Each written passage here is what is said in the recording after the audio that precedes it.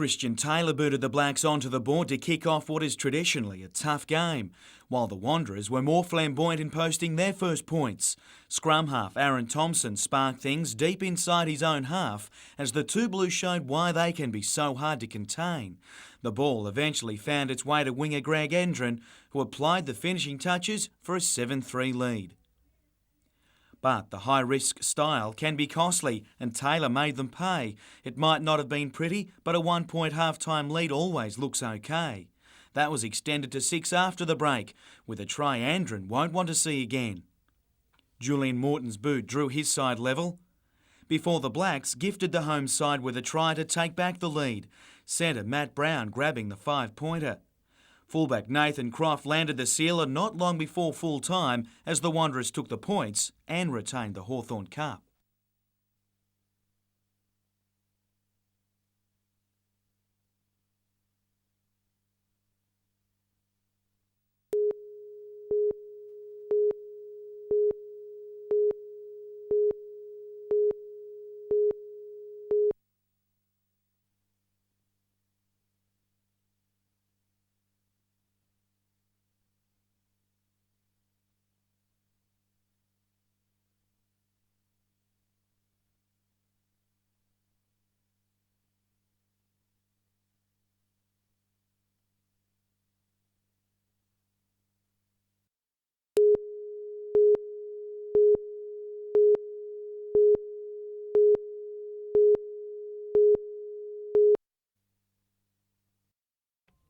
Tony Brown is only one of the many Redhead residents who has taken up the fight to have a brothel proposed for this site in Salt Spray Close rejected. But last week, the Land and Environment Court reversed a decision by Lake Macquarie Council and gave the applicant, Ocean Sands Pty Limited, approval for the venture. When we found out there's quite a large group of us down at Webb Park at Mother's Day, and the general feeling was of shock really. Mr Brown argues that the brothel, which is set to employ 5 sex workers, is too close to amenities frequented by children. Soccer fields and Allambie House, a youth refuge centre, are within 200 metres of the site, while a cycleway is only 25. But in his judgment, Commissioner Robert Hussey said the operation of this brothel will have little, if any, impact on the normal lives of the residents. That's something Tony Brown, the council and other residents disagree with. Children are very inquisitive. They're going to be looking over fences. They're going to be just the innuendo and the fact that my children have to ride past there and think this is what is going on behind those walls. It's just not fair.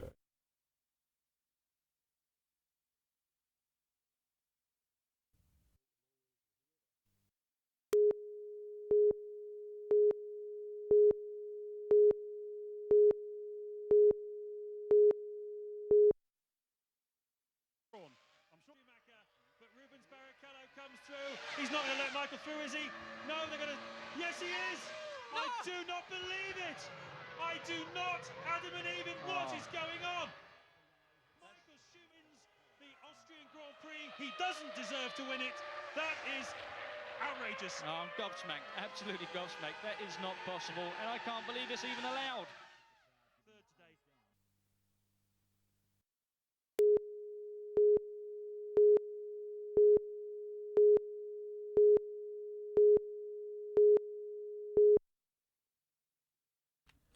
When the day's work is done and the shops shut their doors, as it happens in most country towns, folk head for the pub. Whether it be to clear the dust or just hear the latest, last night in Scone, the Royal Hotel had a healthy dose of both. Now, spinning a yarn at a country pub is about as common as a counter lunch, and last night's menu was full of tall tales.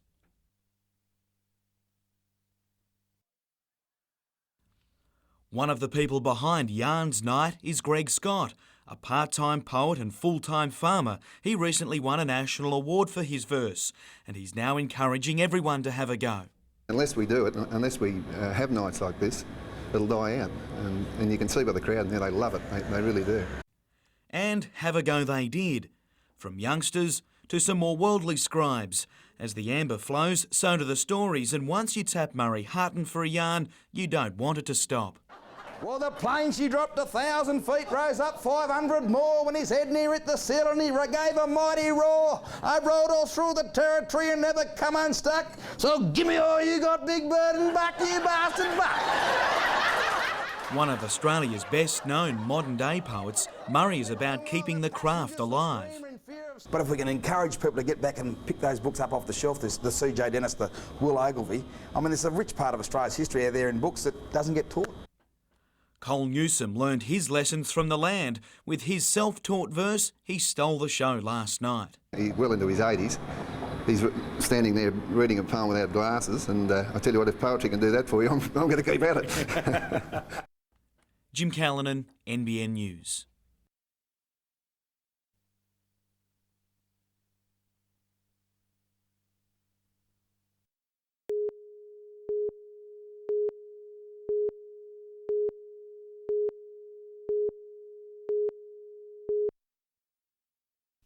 Now in its 10th year, Starstruck has given thousands of youngsters their first taste of life on the stage. The more than 3,000 students involved in this year's production came together for the first time today, led by director John Deacon. After 10 years, it seems that we're getting bigger and bigger and bigger, and I can't stop it. It's like a snowball rolling downhill, and this is where it is at the moment. The biggest show that we've ever had. John Deacon was one of Starstruck's founders 10 years ago and says the work of the region's teachers is crucial in the show's success. If it wasn't for the teachers, this wouldn't get on because they spend all of their time getting this together outside of their normal classroom routine. The production opens at the Entertainment Centre on the 12th of June, and the students, drawn from kindergarten to year 12, can't wait. It's fantastic, the rush that goes through you, the smiles, the audience, all the kids, it's just one big buzz, it's awesome. Paul Lobb, NBN News.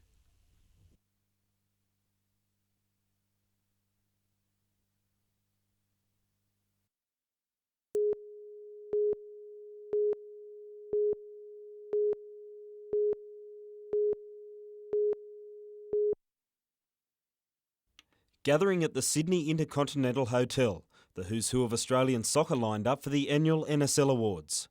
After a successful season on the pitch, Newcastle United claimed the Youth League Player of the Year. It's been a good season on and off the field. Hope the success continues. And secondly, I'd like to thank my coach Ian Crook for developing me into the player I am today. Cheers. But it didn't end there. The winner of the 2001-2002 Under-21 Player of the Year Papasavis Medal is Joseph Shripper. Shripper grateful for the opportunity United provides him. I'd like to thank my club, Newcastle United, for accepting me this year and just giving me the chance to play. And the man who guided a side from wooden spooners to finals contenders didn't go home empty-handed either. Ian Crook taking out 2002 NSL Coach of the Year. And the winner is Ian Crook, Newcastle United. Crookie paying tribute to the players who made his season what it was. These kind of awards aren't possible without the players and the group of players that I've had have been second to none, so I'd like to thank them. Thank you. Stephen Mount, NBN News.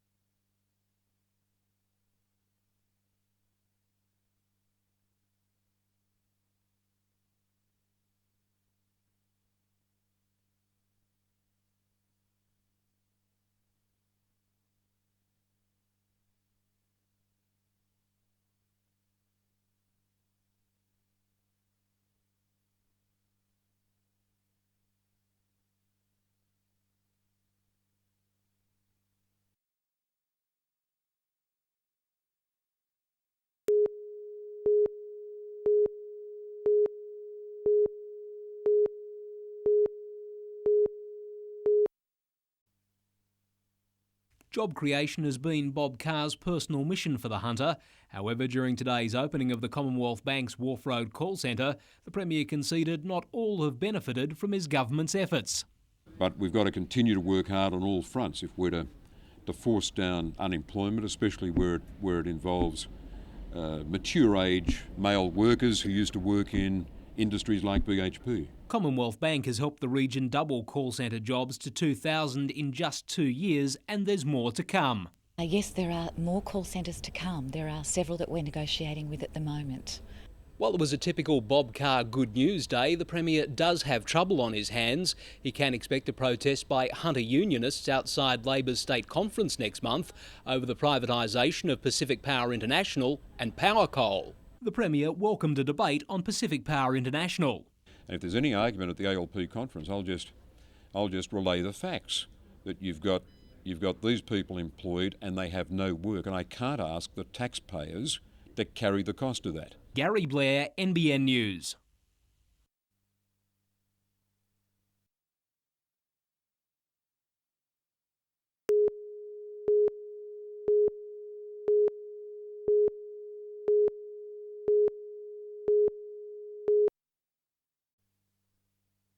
Singleton Public School's playground was Dude Central today. Students and parents doing their bit to raise public awareness about the school's special education unit. We recognised a need within the special education unit that they needed support. They've existed for 15 years. The enrolments are growing, the numbers are growing, the needs are growing. The unit has 13 students with moderate to severe disabilities. The children begin their education at the centre, so like their able-bodied schoolmates, they can progress to the town's high school. 9 parents formed the Dudes Committee, and the disabled unit's dedicated earners have had an influence right across Singleton. Where we've got business houses, the local schools, the children here, the parents, the teachers, all dudes. So it's been quite a success for us. Even Knights player Julian Bailey got caught up in dude fever when he visited the school this afternoon. The Dudes' earnings have come from selling 300 T-shirts and 600 bandanas, all prepared by committee supporters. Hundreds of helping hands have also boosted the campaign and are alone expected to raise $2,500. Gary Blair, NBN News.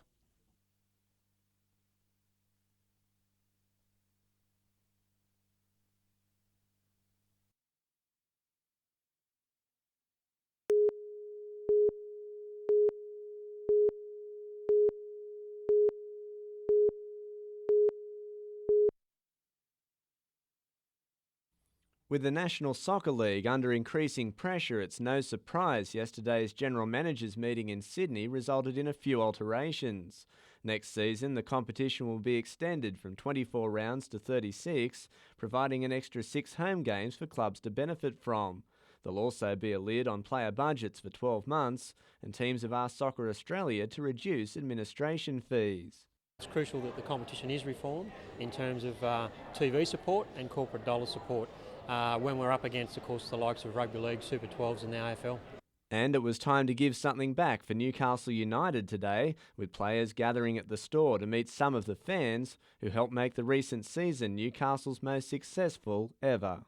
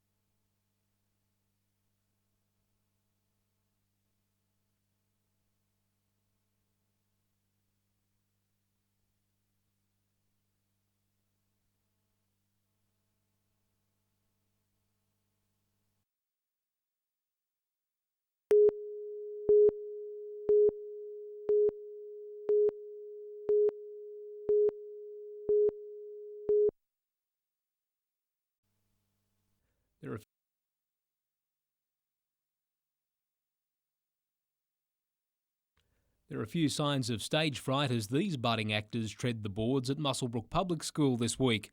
The students are among 2,000 entrants to contest the speech and drama program of the Muswellbrook and Upper Hunter Eisteddfod. We are overwhelmed and excited that many children are interested in public speaking and prose and poetry.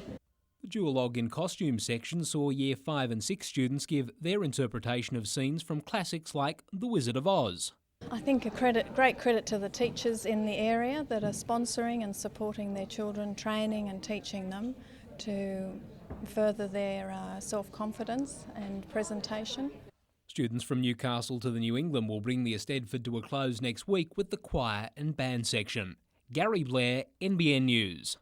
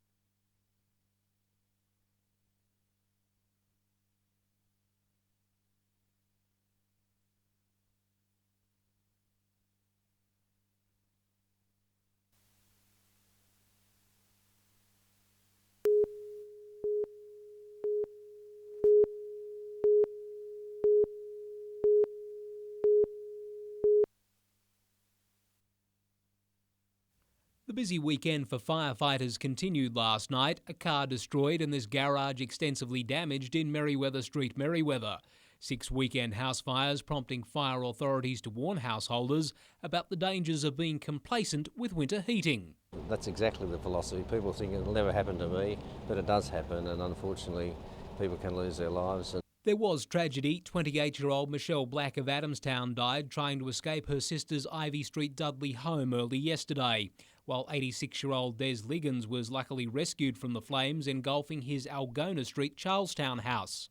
The cause of the Dudley tragedy will be determined by the coroner, while the Charlestown fire has been blamed on a heating appliance being left turned on.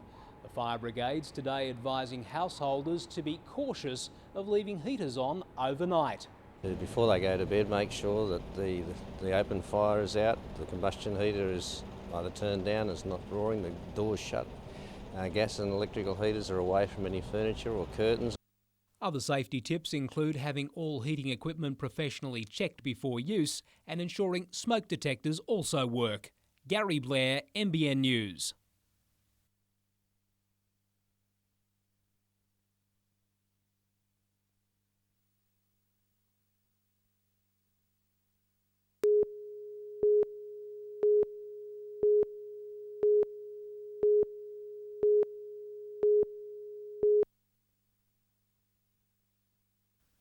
country hadn't tasted success against a touring national side since rolling Japan A in 1997. Newcastle fullback Nathan Croft showed the hunger the Cockatoos had to break the drought. Inspired by fly half Nick Lavelle, country split the visitors with some clever work that finished with Warwick Crosby crossing. A third try was enough to seal a 24-6 win, the perfect lead-up to the defence of the Australian Rugby Shield this year. You couldn't ask for a better start. You know, and it's such an important win for country because we haven't had an international win for quite a number of years. Meanwhile, Newcastle's number 2 ranked side had a resounding win against New England at the weekend in Armidale. Playing in the Wildfires colours, Newcastle won 21-9, with Wanderers skipper Michael Noonan capping a strong game to score his side's third try.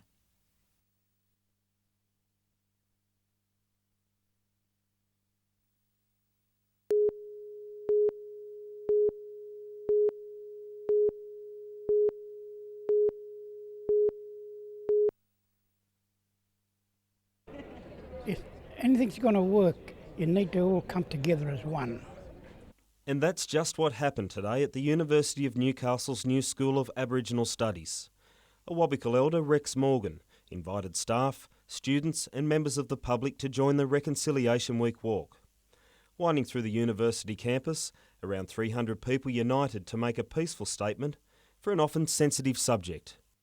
Today's walk provides an opportunity to demonstrate a commitment to Indigenous culture, aspirations and to the process of reconciliation. Following the walk, a barbecue offered people the chance to relax over a friendly chat or seek wisdom from the elders and their vision for the future. And contrary to popular belief, Rex Morgan says reconciliation is not just about making compromises. Knowing who you are and what your gifts in life and where you're heading for, and I think that everybody needs help, and we need to all come together that we can all share this in the community. Stephen Mount, NBN News.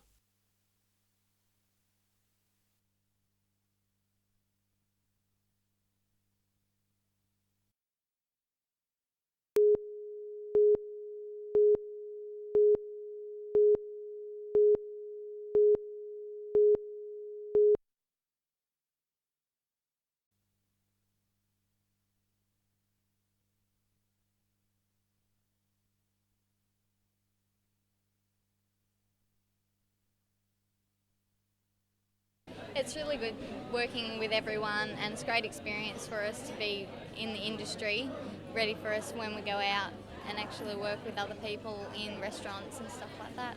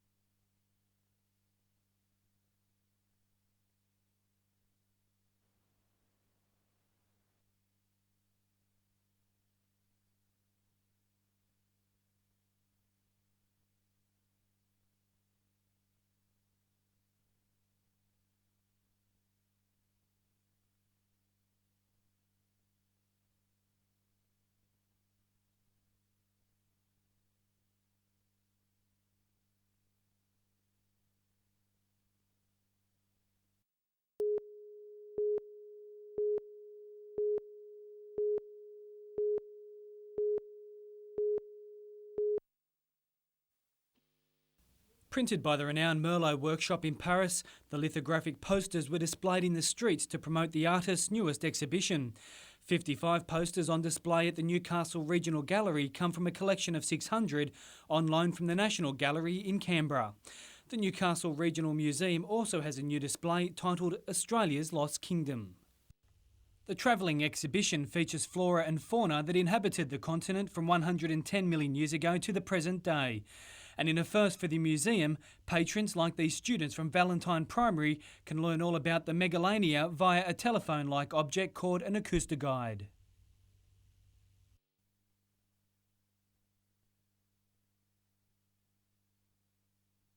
What is really wonderful about this exhibition is that there's so much in the way of actual fossils, not reproductions but actual fossils, and all the animals that are here are life-size, so we can see life as it really was. And the exhibit shows Australia's now extinct animals weren't as cute and cuddly as the current crop. This meat-eating cross between a koala and kangaroo, a perfect example, while this Gigantosaurus, with its 75 teeth, could have made light work of a small child. Cullen Robinson, NBN News.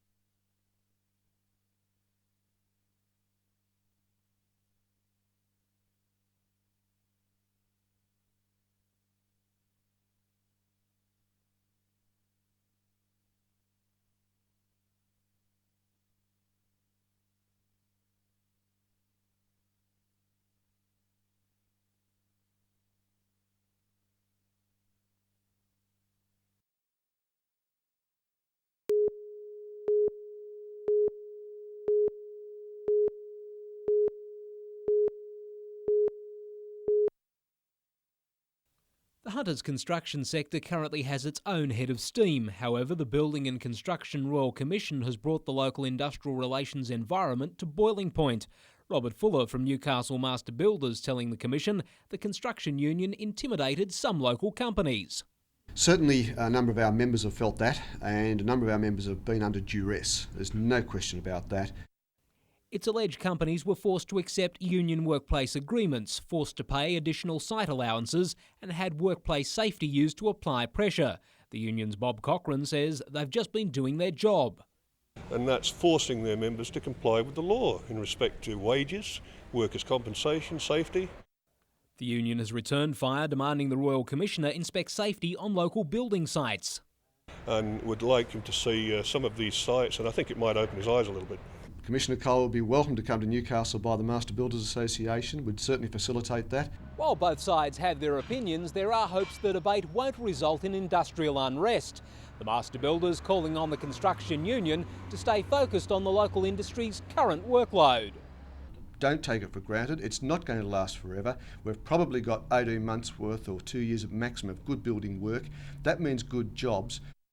Gary Blair, NBN News.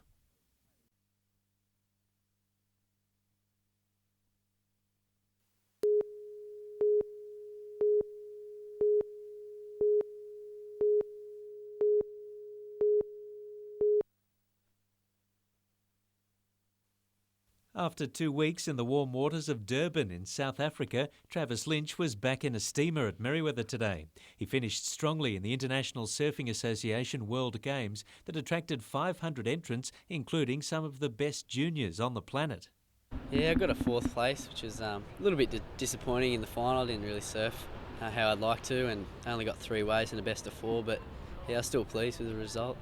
In the past 12 months, Travis has improved his national junior ranking from 11th to 4th. His success in South Africa comes hot on the heels of his recent Pro Junior win at Surffest. Like Israel had a team, and Switzerland, and even Germany had a team, and it was really weird just to surf against guys from that didn't even speak English.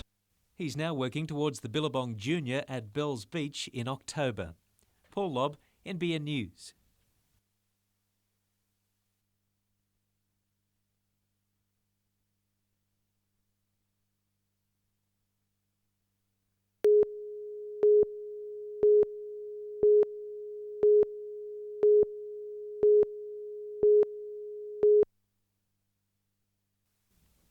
Mixing it with his Knights teammates at training, O'Davis thought he was no chance of wearing a maroon jumper again. My days representing and all that sort of stuff was well and truly over, I think. Queensland selectors had other ideas, recalling the former Kangaroo for his first Origin match since 1999. Robbie O'Davis, Newcastle Knights. Despite his time away from Origin football, the Knights custodian knows he'll have plenty of familiar faces ready to greet him at Stadium Australia for the decider. I'm stoked. I can't wait to get out there, and what makes it better is I'm playing a lot of me buddies, and being on the wing, I think, from what I've heard, is maybe against Tamana. In all, 6 Newcastle players are involved in the Origin match, with Matt Gidley to start for the injured Jamie Lyons. They're massive games, and the last couple of years, last year as well was a deciding game. So hopefully there'll be a big crowd down at Homebush. While it's joy for the players, Newcastle is left counting the cost of their success, with Matt Parsons' shoulder injury only adding to an already big hole to cover for those who remain. In a matter of a week, the front rower went from a Blues contender to being in real doubt for the clash against the Tigers. Scans tomorrow will reveal the full extent of the problem. It's a bit more responsibility, but it's also round 14, not round 22, so we've also got to be smart about the decision at the end of the week. Jim Callanan, NBN News.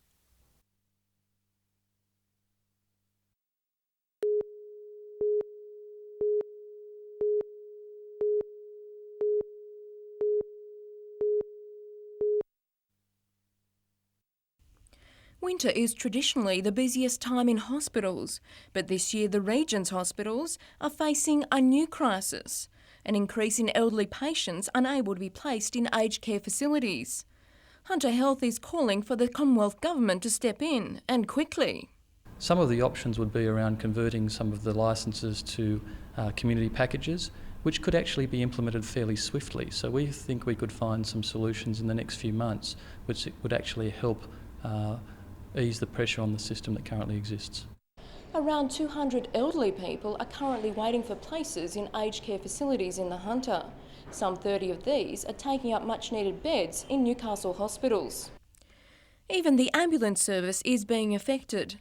Ambulances waiting to unload patients is now a common sight, especially at John Hunter Hospital, which is bearing the brunt of the increase in demand. We have set in place a new protocol for handling peak period activities with ambulances arriving in order to make sure that people are cared for as swiftly as possible in one of our emergency departments, and that's a very cooperative arrangement. Tanya Carlisle, NBN News.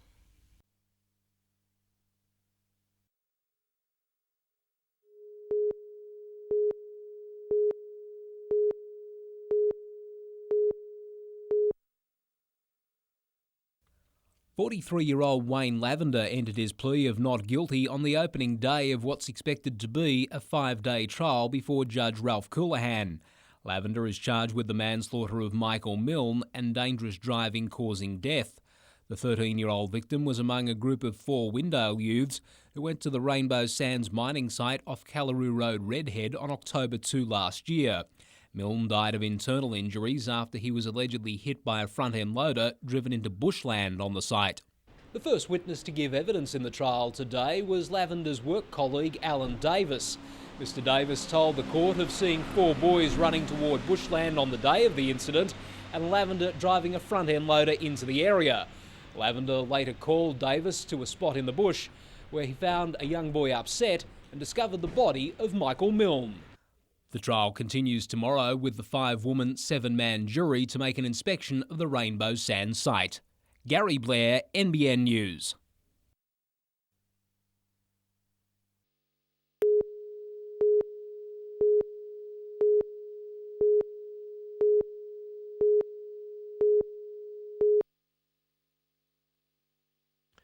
The gallery looked more like a Premier League bowls crowd at last night's Lake Macquarie Council meeting. Bowlers protesting after a leaked document showed most of the city's 23 clubs are facing sharp rate increases due to spiralling land values. Well, there's 8 clubs who've got a 200% increase. The council, it's an amazing amount to think about, a 200% increase in rates when the council's only putting a 3.3% increase across the city. A report will be compiled on the issue, but the Mayor says not much else can be done. We're bound under the law to rate according to the Value General's valuations. We are looking at an option of approaching the government to see if there can be another category that covers, say, non-profit or community organisations that would allow then a separate rate to be levied for those organisations. The bowlers are also suggesting that Council introduces rate relief for those affected clubs that don't own their land. Meantime, Council has decided to only pay 3.3% of a 13.3% rise in the State Fire Brigade levy, in protest that local governments have to cap their rate rises at 3.3%, while the states increase by more. Yeah, fair is fair. If we're trying to be prudent and responsible, then we think they should be contain their budgets within the same sort of increases. A spokesperson for the local government minister says this year's cap is higher to take the bushfires and public liability into account, and that councils were able to apply to increase above the cap.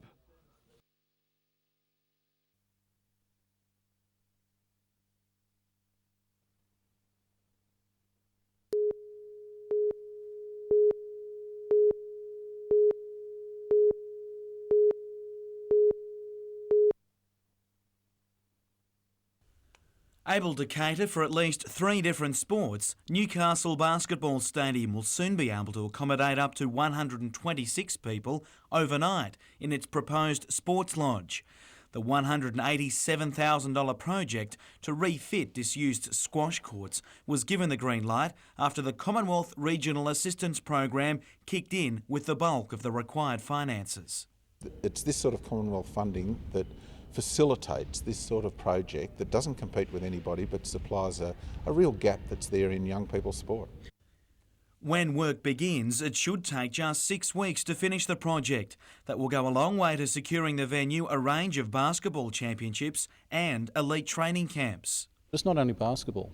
We've got the hockey fields, we've got the soccer grounds, we've got the tennis. To boxing, and the legend of Les Darcy lives on, with a memorial belt struck in honour of the champion. The amateur belt will be first competed for on July 20, with Newcastle's Riker Jenner already eyeing it off. And in triathlon, Boyd Conrick's European season continues to go well, with a 6th placing in his first event, backed up by a 2nd yesterday in the prestigious St Calais Sprint.